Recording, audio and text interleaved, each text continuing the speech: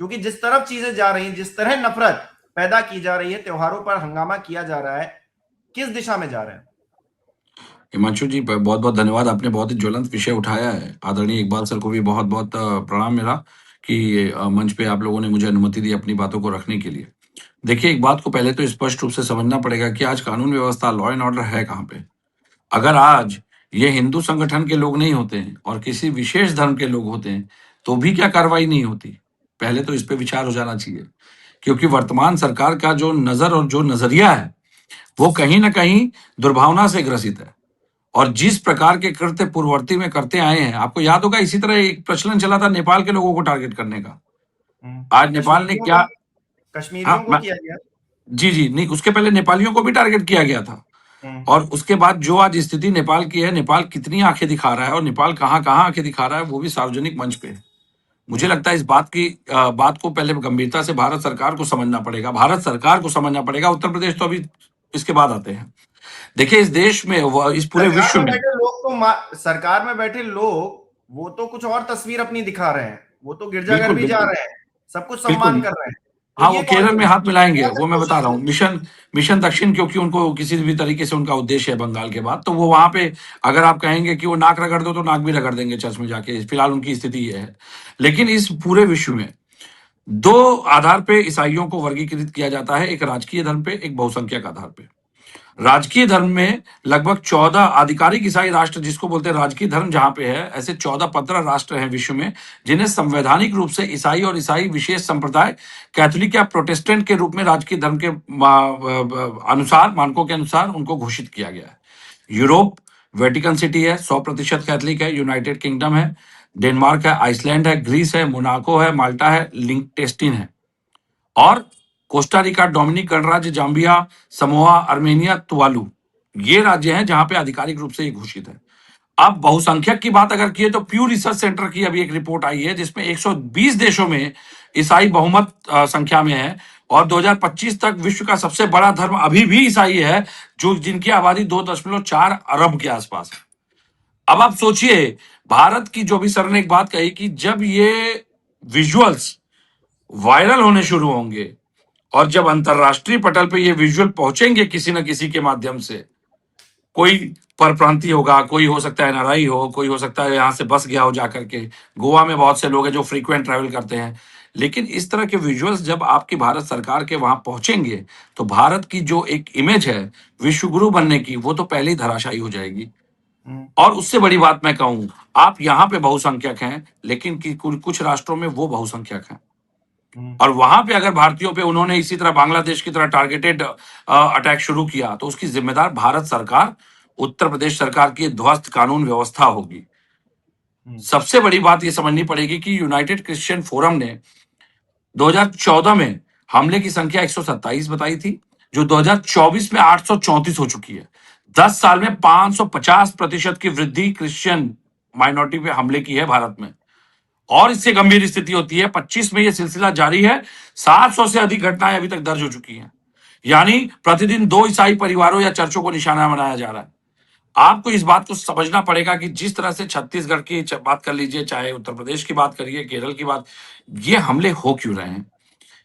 विश्व समुदाय ने, यूनाइटेड नेशंस से लेकर के मानवाधिकार आयोग ने, अंतरराष्ट्रीय आयोग ने, एमनेस्टी इंटरनेशनल ने भारत को चिंतित राष्ट्र के रूप में घोषित किया है। यहाँ की जो स्थिति है अल्पसंख्यकों के प्रति, भारत सरकार की जो नीति है, वो पूरी तरह से ध्वस्त होती जा रही है। ये जो यहाँ पे भड़काऊ भाषण दिए जाते हैं ना, इसका सीधा प्रभाव कहीं ना कहीं वहां पड़ता है जहां पे कि हमारे लोग अल्पसंख्यक परिधि में बैठे हैं। और इस बात को पूरी तरह से सुनिश्चित करने में, अल्पसंख्यकों के अंदर सुरक्षा की भावना पैदा करने में ये सरकार नाकाम साबित हो रही है, क्योंकि ये सरकार हम और वो की राजनीति का भाव इसने सभी के अंदर लगभग भर दिया है। दूसरी स्थिति क्या है भाजपा के लिए, वो भी समझ लेते हैं। भाजपा जब सत्ता में आई, तो भाजपा उस समय ऐसे धार्मिक उन्मादी भाषण, ऐसे धार्मिक उन्मादी कृत्यों को संरक्षण दे करके सत्ता में आई, ऐसे लोगों को संरक्षित करके आई। अब जब भाजपा सत्ता में आई, तो आपको याद होगा, सबसे पहले जब योगी जी मुख्यमंत्री बने, तो इन्होंने हिंदू युवा वाहिनी को भंग कर दिया था। हिंदू युवा वाहिनी को भंग करने के बाद जो उसकी तरफ पैरेलल संगठन थे, जैसे बजरंग दल हो गया, या अन्य घटक संगठन, हिंदू संगठन है, उनको ये प्रतीत होता है कि इस तरह की घटनाओं को अंजाम दे करके वो कहीं ना कहीं सत्ता का हिस्सा बनेंगे या स्वयं को स्थापित करेंगे या सरकार की दृष्टि उन पर पड़ेगी तो वो कृपा पात्र बनेंगे। और उसका खामियाजा है कि ये जो इस तरह के दृश्य चलायमान आते हैं सामने, उस पर पुलिसिंग अगर चाहे भी कार्रवाई करना तो वो सिर्फ इस इंप्रेशन में रह जाती है कि कहीं ऐसा ना हो कि हमारे जो ऊपर मठाधीश बैठे हैं वो नाराज हो जाए, क्योंकि भाई ये सब तिलक लगा करके हनुमान चालीसा पढ़ रहे हैं। अरे हनुमान चालीसा को आप पढ़ नहीं रहे हैं। अगर हिमांशु भाई मैं बड़ी जिम्मेदारी से कहूं, हनुमान चालीसा को पढ़ने का भी प्रावधानित तरीका बताया गया है शास्त्रों में। ये हनुमान चालीसा का खुला अपमान कर रहे हैं लोग, ये संस्कृति का अपमान है। इस तरह सड़क पे बैठ के कहीं भी हनुमान चालीसा नहीं पढ़ी जाती है। सबसे बड़ी बात, उसके भी नियम है, कायदे हैं, उसको नहीं ग्रहित करेंगे। इनको बस सत्ता की नजर में आना है। और सबसे बड़ी बात क्या दिखा रहे हो? बेरोजगारी। सत्ता की संरक्षित बेरोजगारी में बैठ करके तुम अपने आप को चलायमान दिखा करके हनुमान चालीसा पढ़कर ये दिखाना चाहते हो कि अरे मैं भैया की नजर में आ जाऊं तो मुझे भी कोई मलाईदार पद मिल जाए या मैं भैया का करीबी हो जाऊं। ये भैया कौन होते हैं? विधायक जी, नेताजी, माननीय। उनके कृपा पात्र बनने के लिए ये जो बेरोजगार युवक है वो इस तरह के कृत्यों को सड़क पे अंजाम देते हैं।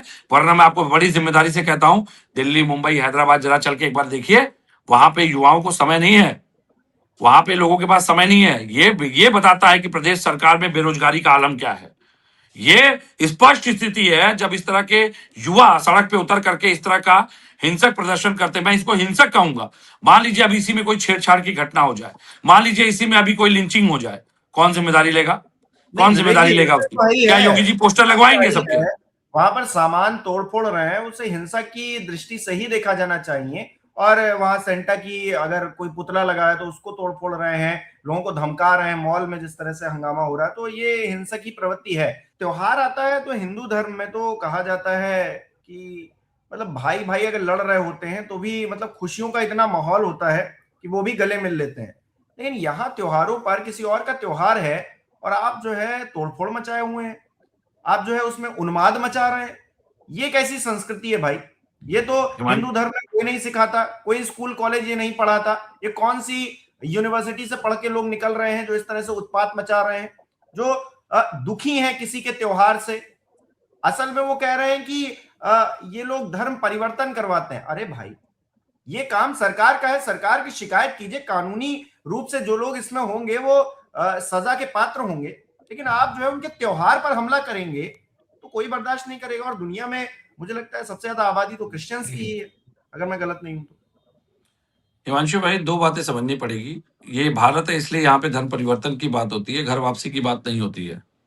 मेरा कहना है कि अगर धर्म परिवर्तन लव जिहाद है या ईसाई धर्म को स्वीकार करना है तो ये घर वापसी क्या है? क्या घर वापसी को हम धर्म परिवर्तन नहीं मानेंगे? भाई अगर देखा जाए तो अगर ये गलत है तो ये कैसे जायज हो गया? लेकिन क्या घर वापसी पे कोई कानून है? घर वापसी पे कोई चर्चा होती है? घर वापसी को तो संवैधानिक परिधि में देखा जाता है। घर वापसी को तो सत्ताधीशों की संरक्षण का पोषक माना जाता है। घर वापसी कराने वाले तो देखिए माननीय एक से एक मठाधीश बन के बैठे हुए हैं। बाबा बागेश्वर धाम के बड़े उद्देश्यों को तो पूरी दुनिया देख ही रही है। छोटे ऐसे भाई लोग हैं। तो, हाँ छोटे भाई हैं भाई, छोटे भाई हैं। और मोदी जी के आधे दायित्व को तो उन्होंने अपने कंधे पे रख लिया है उठा करके। इस देश को विश्वगुरु बनाएंगे वो। इस तरह के चित्रों को संदर्भित करके, इस तरह के दृश्यों को संदर्भित करके ये विश्वगुरु बनाने की परिधि में काम कर रहे हैं। जी हाँ, जो बची कुची भारत की सम्मानजनक स्थिति है उसको भी समाप्त करने का काम कर रहे हैं। ये विदेश मंत्रालय को तय करना है। समस्या ये है, विदेश मंत्रालय भी बौना साबित हो रहा है। विदेश नीति मोदी सरकार में पूरी तरह से ध्वस्त हो चुकी है। जो राष्ट्र हमारे ऊपर कभी निर्भर हुआ करते थे वो आज हमें आंखें दिखा रहे हैं। बताइए, स्थिति तो इस हद से है। और सबसे बड़ी बात, ये जो भी हो रहा है और इस पर योगी जी का बयान वैसे तो त्वरित आ जाता है। अभी यही कोई मुसलमान होता तुरंत बयान दे देते, यादव होता बयान दे देते, ब्राह्मण होता बयान दे देते। लेकिन बात सजातीय की हो, ईसाइयों की हो, तो योगी जी को मुझे लगता है कि तब उनकी व्यस्तता अधिक हो जाती है। ऐसे मुद्दों को ज्यादा गंभीरता से नहीं लेते। भारतीय संविधान के अनुच्छेद 25-28 का खुला उल्लंघन हो रहा है उन राज्यों में जहां जहां ईसाइयों पे इस तरह के हमले हो रहे हैं। खुला हमला हो रहा है। और सबसे बड़ी बात, भारत यूएन के उन चार्टर्स का हस्ताक्षर करता है जो बिना भेदभाव के सभी व्यक्तियों के मानवाधिकारों और धार्मिक स्वतंत्रता की रक्षा के लिए प्रतिबद्ध हैं। भारत ने यूएन में हस्ताक्षर कर रखे हैं। Bharat international convent on civil and political rights का हिस्सा है जो धार्मिक अल्पसंख्यकों के अधिकारों की रक्षा करने का दायित्व सौंपता है। कल को अगर ये संस्थाएं भारत के खिलाफ खड़ी हो जाती हैं, तो आप बताइए भारत की वास्तविक स्थिति क्या होगी? क्या मोदी जी सहजता से जैसे मन की बात करते हैं, वो इन संस्थाओं के सामने मन की बात कर पाएंगे? ये बात समझनी पड़ेगी कि वास्तविकता देखिए ये है, ये वो अपरिपक्व लोग हैं। भाजपा जब से सत्ता में आई है, वहां की जो कार्यशाला है, उसकी कार्यशाला ही केवल ये सिखाती है कि मात्र और मात्र हिंदू जीवन पद्धति ही ये राष्ट्र है, और इसी को ये युवा जो है राष्ट्र मान बैठे हैं। और वास्तविकता ये भी है, इन युवाओं को राष्ट्र से भी कोई लेना देना नहीं है, इनको व्यक्तिगत हितों से संबद्ध होना है। और यही कारण है कि ये केवल और केवल, देखिए आप जब कैमरे घूमते हैं, फ्रेम में आने की कोशिश करते हैं कि कोई नेता उनके ऊपर दृष्टि डाल के इनको अपना कृपा पात्र बना ले। समस्या ये है कि उत्तर प्रदेश में या अन्य राज्यों में जहां ऐसी घटनाएं घटित हो रही हैं, बेरोजगारी का आलम वो है जहां सरवाइव करने के लिए अब गलत रास्तों का भी उपयोग धार्मिक आधारों पे किया जा रहा है, और उसको भी जस्टिफाई करने का प्रयास करते हैं हिंदू संगठन। हिंदू संगठन वास्तव में भ्रमित होते जा रहे हैं, उनको अपने उद्देश्यों का नहीं पता। भाई धर्म का प्रचार प्रसार करना है तो आदिदेव जगत गुरु शंकराचार्य की शरण में जाइए, उनसे दीक्षा लीजिए, उनसे शिक्षा लीजिए कि धर्म का प्रचार कैसे करना है, सनातन को कैसे आगे बढ़ाना है। ये कौन सा धर्म है कि आप हनुमान चालीसा का भी अपमान कर रहे हैं? कहीं भी बैठ करके हनुमान चालीसा शुरू हो जा रही है, कहीं भी बैठ करके भजन शुरू हो जा रहा है। ये हमारे सनातन की जो वैदिक पद्धति है, क्या उसमें कहीं भी ऐसी व्यवस्था दी गई है कि आप कहीं भी बैठकर हनुमान चालीसा का पाठ करेंगे? एक चर्च के बाहर बैठ के आप हनुमान चालीसा का पाठ करके क्या हनुमान जी को बुलाने का प्रयास कर? हनुमान जी आएंगे वहां पे? हनुमान जी अवतरित होंगे? तो ये भटके हुए लोग हैं, ये कहीं ना कहीं अपने राजनीतिक उद्देश्यों के लिए धर्म का अपमान कर रहे हैं और धार्मिक जो व्यवस्थाएं हैं उनको नकारने का काम कर रहे हैं। तो इन्हें बहुत गंभीरता से नहीं लेना है, ये कानून व्यवस्था का मसला है। ऐसा तो नहीं है कि ये एक्शन का रिएक्शन है, या फिर यही एक्शन है, इस पर रिएक्शन होगा? देखिए इस पे रिएक्शन जरूर हो सकता है। मैंने बांग्लादेश के प्रकरण में आज आपने देखा, योगी जी बड़े डंके की चोट पर सदन पे हमारे सामने आए और उन्होंने कहा कि निंदा प्रस्ताव आना चाहिए और ये विपक्ष को लाना चाहिए। माता प्रसाद जी, आदरणीय माता प्रसाद जी तुरंत खड़े होकर के उन्होंने कहा कि ठीक है, हम भी सदन में, आप भी सदन में निंदा प्रस्ताव लाया जाए। तुरंत बैकफुट हो गए, क्योंकि जो राजनीतिक उद्देश्य था धराशायी हो गया। वो सुनना चाहते थे कि विपक्ष इसको मना करेगा, विपक्ष सहज तैयार हो गया। भाई नेशनल सिक्योरिटी के मामले में हमेशा हमें सरकार के साथ दिया है, हमेशा समाजवादी पार्टी सरकार के साथ रही है, राष्ट्रीय सुरक्षा से कोई खिलवाड़ नहीं। लेकिन बात यह है कि तब योगी जी के कदम पीछे क्यों हुए? यहीं पे उनकी नियति और दोहरा चरित्र भाजपा का सामने आ गया। ये लोग वास्तव में धार्मिक उन्माद को अपना आधार मानते हैं, अपना हथियार मानते हैं। ये कहीं ना कहीं दूसरे धर्मों को असहज करने में विश्वास करने वाले लोग हैं, ये दूसरे धर्मों को नीचा दिखाने वाले लोग हैं। और उसका ये दृष्टिकोण देखिए ना, अभी जो वीडियो आप दिखा रहे थे उसमें जिस तरह के उन्मादी इस तरह की घटनाओं को अंजाम दे रहे थे, क्या इसको सार्वजनिक संपत्ति का नुकसान नहीं माना जाएगा? सवाल तो उठेंगे ना। एनआरसी और सीए के मामले में योगी जी ने पोस्टर लगवा दिए थे, गंज के भी दृश्य आए हैं, मुझे लगता है गंज के भी दृश्य चल रहे हैं कुछ, उसको भी दिखाना चाहिए था आपको। अगर हो तो जरूर चलाइएगा, मेरा तो निवेदन है। तस्वीरें और अलग अलग जगह से आ रही है, सिर्फ एक जी मैं वही कह रहा हूं, अगर हो तो बिल्कुल उसको भी चलाइएगा। तमाम राज्यों से तमाम तस्वीरें आ रही हैं जिसमें हम देख रहे हैं कि अलग अलग तरीके से जो है। हिमांशु भाई एक कंक्लूड करूंगा मैं, ये वही लोग हैं, इसमें आधे युवा वो हैं जो आपको 31 को किसी न किसी क्लब में दिखेंगे पाश्चात्य संस्कृति के हिसाब से पार्टी करते हुए।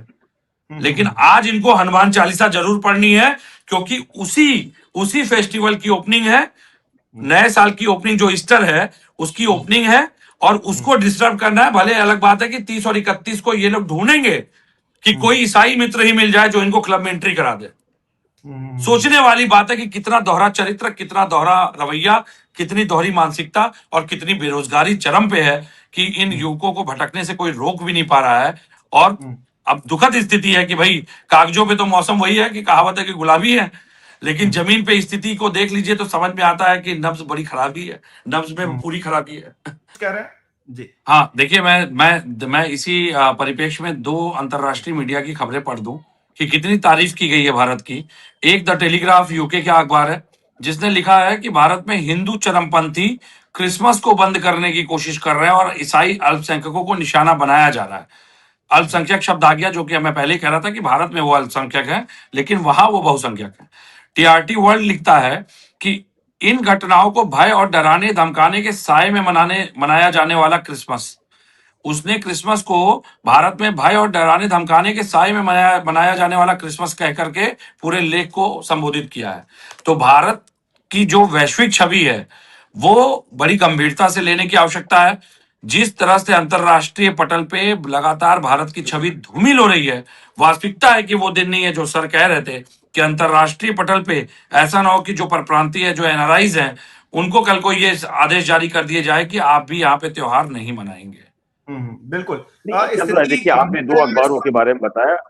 मैंने आपको पहले ही बताया कि BBC, Al Jazeera, New York Times जैसे ऐसे प्रमुख जो अखबार है, वो लगातार हेडलाइंस बना रहे हैं और बना चुके हैं, और इसका असर आप इस वक्त नहीं देख पा रहे हैं, लेकिन मैं आपको सच्चाई बता रहा हूँ, आने वाले दिनों के अंदर ये आपको समझ आएगा, क्योंकि जिस तरीके से अब ये चीजें बढ़ती जा रही है वो सरकार के भी काबू के बाहर होती जा रही है। क्योंकि ये जिस तरीके से पाकिस्तान ने तालिबान को पैदा किया था और वो तालिबान बाद में टीटीपी बन के आज पाकिस्तान के लिए मुसीबत बन गई, इसी तरीके से जो हम भीड़ तंत्र को जो पैदा कर रहे हैं, भीड़ अगर इंसाफ देने लगेगी तो कल rule of law, law and order जैसी चीजें बिल्कुल नहीं रहेगी, जिसका खामियाजा आम लोगों को होगा।